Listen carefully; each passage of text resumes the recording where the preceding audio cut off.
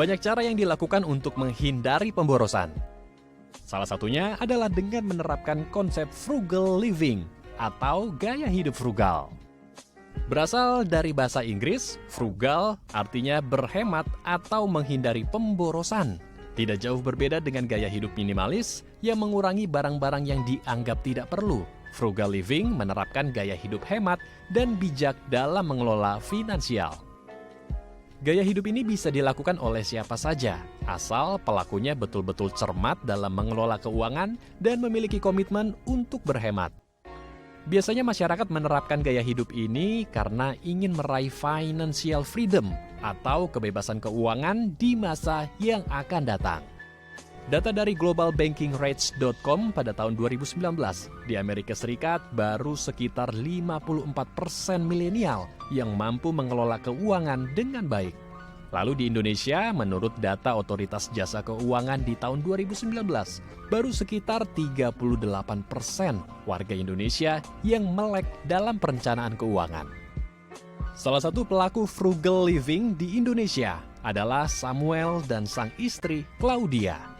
Bekerja di salah satu perusahaan swasta dengan menerapkan frugal living sejak tahun 2019, mereka ingin mencapai konsep hidup FIRE atau Financial Independence Retire Early, yaitu pensiun dini sebelum usia 40 tahun karena sudah memiliki kebebasan finansial.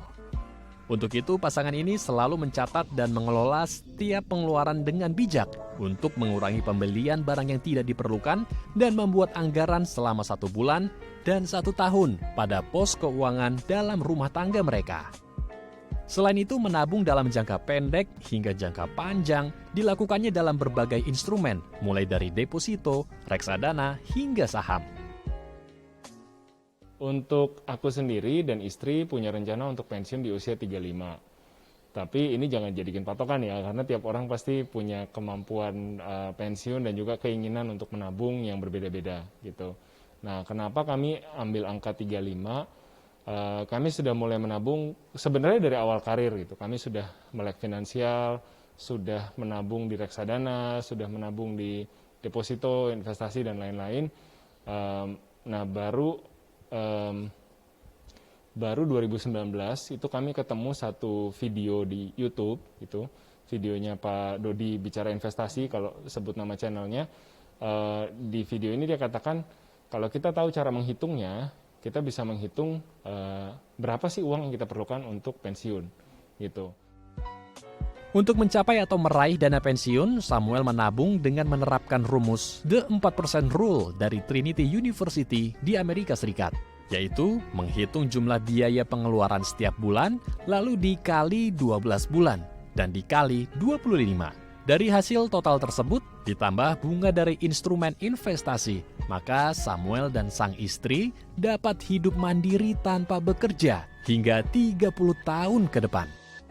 Menghindari sikap FOMO, mengurangi belanja barang-barang yang tidak diperlukan, hingga mengurangi penggunaan kendaraan pribadi dan beralih menggunakan transportasi umum seperti MRT dilakukan Samuel dan sang istri untuk mencapai kebebasan finansial.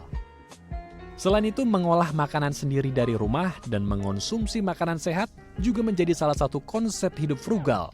Pasalnya, dengan menjaga kesehatan, maka dapat mengurangi resiko jatuh sakit yang akan menambah beban pengeluaran. Kamu belanja, tapi kamu nggak enjoy. Kadang-kadang gitu ya, kadang-kadang kita absent-mindedly nggak sadar. Apalagi dulu zaman kita ngantor gitu ya, sering ngantornya apalagi sebelah mall. Tiap kali makan siang, keluar turun ke mall. Terus ya udah asal aja gitu, beli kopi, jajan boba misalkan, tapi bener-bener misalkan cuma minum 1-2 sedot gitu, kadang-kadang dibuang gitu ya, udah nggak keminum, atau enggak ikutan jajan roti, jajan kue apa gitu, tapi baru 1-2 gigit dibuang gitu. Nah itu kayak gitu yang kita bahkan mikirnya nggak mikir belanjanya nggak mikir panjang, lalu juga kita nggak enjoy mengkonsumsinya. Nah itu hal-hal kayak gitu mungkin bisa dipertimbangkan lagi, apakah beneran mau dibelanjakan, mau diteruskan belanja seperti itu atau tidak gitu. Karena jadi itu satu contoh sebenarnya bahwa frugal living itu bukan tentang pensiunnya sebenarnya, tapi tentang gimana teman-teman bisa punya kesadaran penuh ketika kita membeli barang, ketika kita kepingin sesuatu, itu kita bertanya kenapa berkali-kali gitu ke diri sendiri. Bener nggak sih aku perlu ini? Kenapa aku pengen ini? Apakah itu karena FOMO, fear of missing out, karena teman-teman udah pada beli aku belum punya, atau karena memang aku perlu gitu. Jadi itu melatih kejujuran sebenarnya kepada diri sendiri. Andrew Pakpahan, Doni Hidayat, Daai TV.